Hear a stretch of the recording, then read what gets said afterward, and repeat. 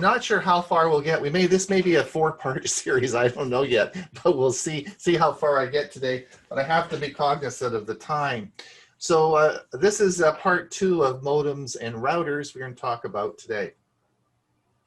Now, last week we talked about post-COVID era and the different providers for fast internet that you're going to be faced with.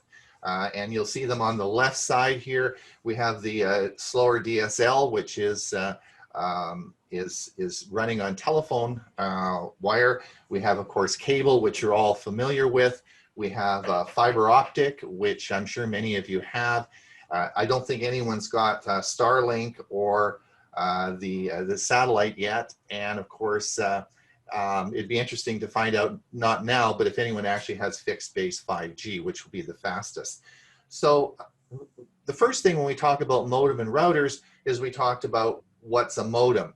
Well, a modem is unique to any of these particular services. So, and what a modem does is it takes the information that's transmitted and it converts it into a usable form that your computer can recognize. So if you had a DSL service, you would need a DSL modem. If you had a cable service, you need a cable modem. If you have a fiber optic service, you need a fiber optic modem. So each one of those services requires its own unique modem, right? Most people don't go and buy a modem because modems are usually provided by the service company that you're going to be purchasing your service from. So it really isn't a huge deal, although at Silveridge, they changed over from DSL to cable, and there were 700 cable modems that we put in. Cable modems are usually around 60 or 70 bucks to put in. But most of you won't have to buy a modem because it will come with your service provider, and you can't, if you have a DSL modem, it won't work on cable. So all of the modems are related to the service that you're being provided. So we'll talk about that in a minute. Now, one of the things, the next we're going to talk about routers. And if I asked everybody what was the function of a router, you would all say, well, it gives me Wi-Fi, right? That's what everybody would say. But that's not the most important thing. The most important thing a router does is security. It keeps the bad guys out. And that is why Bob and I and Hewie are always harping on upgrade your router, because you want to make sure that the software is up to date. Now, those of you who live in Mesa, Arizona, there's a scary place, it's Florence, and Florence is a town just south of Mesa, and there's 3 great big huge penitentiary, a lot of bad guys in there. And the analogy when I teach my router course is I say, let's say one night all the doors opened up in those penitentiaries and all the bad guys came racing out and you were the first house on the block. You would want a steel door, you'd want strong windows, strong sizes, everyone's beating on your door trying to get in to do bad things to you. And that's the same thing as an internet. The internet is full of seedy, awful viruses, bad people, everything, just waiting to get into your system. And the way the router works is it makes you anonymous. Nobody can see you. So basically you're cloaked, and that's how it works. So that's why we want you to keep a good router, and we don't want you to have your 8-year-old router that has never been upgraded. All right, the second thing it does is routing. It actually takes all your devices that you have in the house and all the Internet of Things in it, and it puts them on, and it connects them, and it allows the signal to go, and we can figure out where all these devices are. And the last thing it does is it does Wi-Fi, and that's what most of you are thinking about, is the Wi-Fi part of that.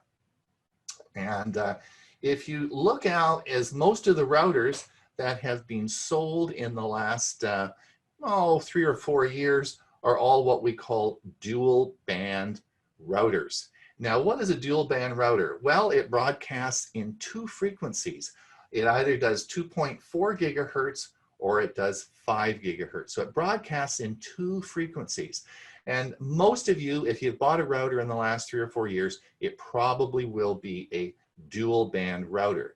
Now, those of you who are a little more advanced are probably saying, what about mesh routers? Well, mesh routers will be a talk next week. Now, it's important to know this because a lot of the internet devices, Internet of Things devices like Ring doorbells and things like that will work on both of these frequencies, and they work a lot faster. So that's important. You also will want, when you purchase a router, you'll want to know how many devices that you can connect to it. And we'll talk a little bit about that. Now, many of you, when you sign up to a cable company or one of the service providers, you'll get a combination unit, and it'll be a router modem. And if you don't particularly like the modem and you want to connect to another router, we put them in bridge mode. And what bridge mode means is it takes it from the combo unit and it bridges it over to your router. And that bridging has to be done by your provider. You can't do it. It's nothing to do with you. It's a setting that your service provider will do, and it will bridge it from the existing over to your modem. Now let's talk about 2.4 gigahertz versus 5 gigahertz. What's the difference? Well, 2.4 is the original specs, and it's been around for a long time, since Wi-Fi started. It's always been 2.4 gigahertz. And if you look down here on the bottom left-hand corner, you're going to see all these devices that we connect to the Wi-Fi router. And so there's a ton of stuff. So there's a lot of congestion because we have so many things that are now getting connected to the 2.4 gigahertz band. The other problem that happens is what we call in the tech field bad boy routers. And here's what will happen is that you have a big house, and let's say you have 3 stories in your house. And you go to Best Buy and you say, look, I got to get the signal to all 3 floors. And you're not going to get a mesh. We'll talk about mesh next week. And you get one of these bad boy routers that have these like 4 or 5 aerials coming out, and they're really powerful.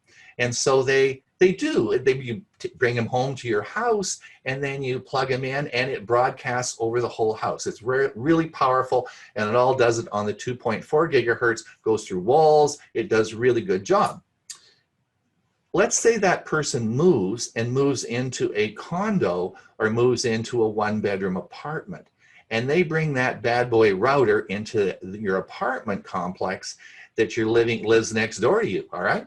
Now, you know what's going to happen is this bad boy router is going to be blasting over 2 or 3 floors, and all of a sudden, here's how Wi-Fi works.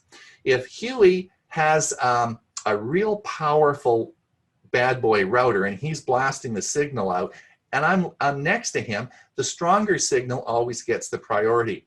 So what happens is that my signal would come along, and Hewie's signal would come along, and Hewie's would be a lot stronger, and my signal's very polite. It would say, okay, you're in a hurry, go.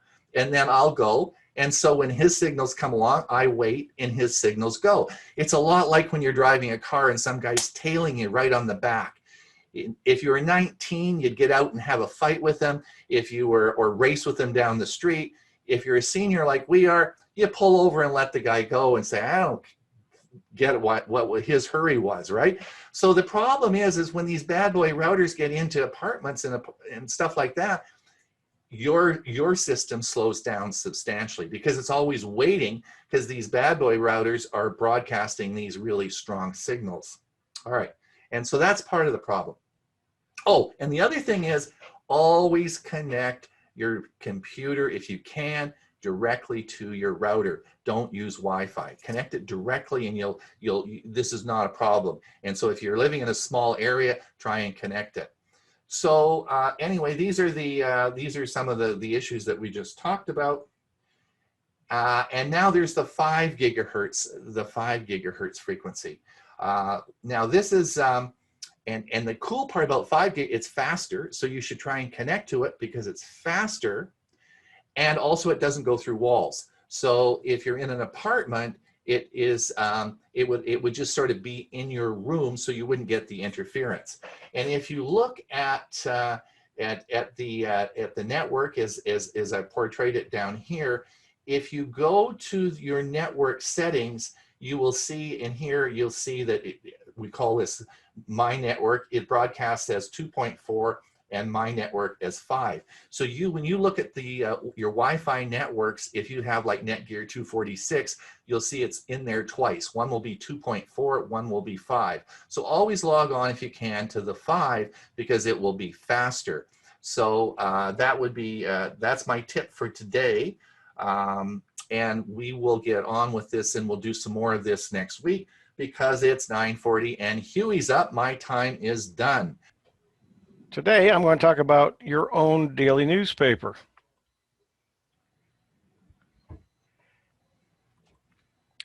I have a daily newspaper. It's called the Hewie Daily. And it's news about Chromebooks, Windows, and Zoom. Prior to this, I just started this one, probably a few months ago. And it's a free service, although I don't get a lot for my free. I would be better off with the paid version, and I'm going to talk about that as I talk through this. But several years ago, I actually put one together. It was called the HCP, which are my initials daily. And it was featuring Windows and some other technology, but I kept seeing a lot of lawnmower articles and gardening articles, and those weren't things that I wanted in there. So that's why I started the new one, but I'm seeing fewer and fewer of those even in the HCP daily, but they both do show up. So here is my daily, the Hewie Daily, and this is clickable, and let's go ahead and just click it just for a moment here. And here is yesterday's news. Today's news is not out yet, but the major article is go full-time Chromebook in 2020, save money and ditch the MacBook and Windows 10. Here's why. And then another article in there is the best cheap laptops you don't have to wait a month for. Home Windows 10, the way to lock down the OS to put in best. The way to get home Windows and Mac OS apps on your Chromebook, and a story about Edward Yang. And that was the newspaper for yesterday.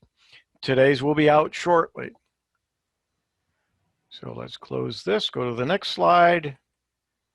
So here's the Hewie Daily from a few days ago. The main article, what happens is I get an email, it'll show the main article, and then it'll click on read more, and it'll open up all of the other articles. What I've discovered is if I hold on to these and don't open them, if I try to go 2 days or 3 days later, when I click read more, it's not, the other articles are not available. So it's a daily newspaper, and then things aren't available. And so this was an article when I went and installed Windows 10 on my Chromebook. Another day this past week was the best affordable Windows laptops you can buy. Another article was development on Windows dual boot for Chromebooks has been resurrected for some reason. So this is how it works. 4 quick steps to having your own website with its new content every day. First, you select your topics, and I'm going to talk a little bit about this coming up. It can be related to your career, your personal interests. Select just one topic you'd like to create influence on, and you can decide on how many to combine. Second, you want to personalize your page. In minutes, they'll generate your page with inspiring content based on your topics. Now you can customize the header, image.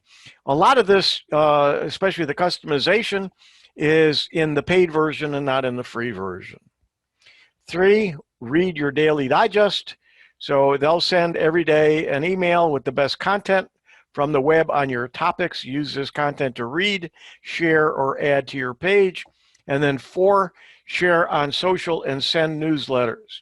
You'll have access to easy-to-use email newsletter publisher that can be deployed as frequently as you would like. You can schedule publishing on Facebook, LinkedIn, and Twitter using their social media agent. Those are definitely, you need to have the paid version to do that.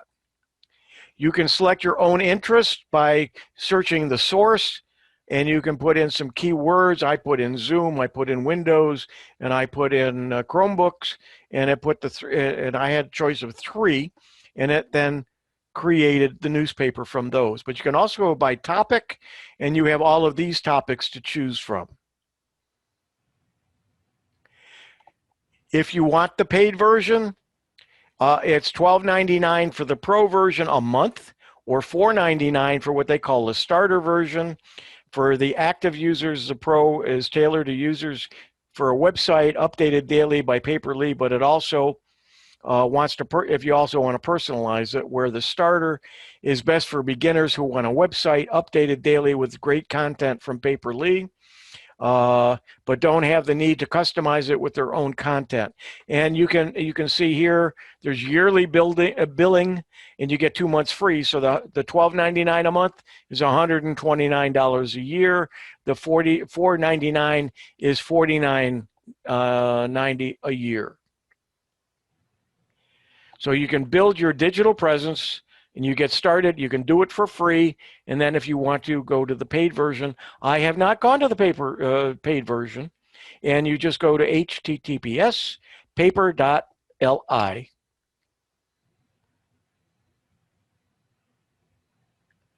And here's what it looks like if you do it online.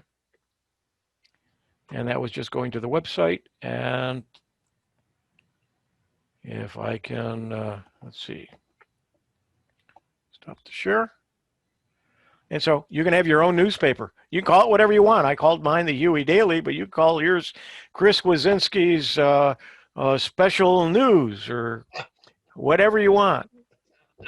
Or don't break this glass. So, Hewie, are the articles pretty good? Like, are they, you know? The articles are excellent. And a lot of them, as I read these, I'll mark them and put them in my Evernote so I can keep the articles. Okay. So yeah, a lot of the articles are good. They're not always yesterday's articles. They might be 2 years ago, but they fit in whatever they're into the discussion. They're still relevant. Cool.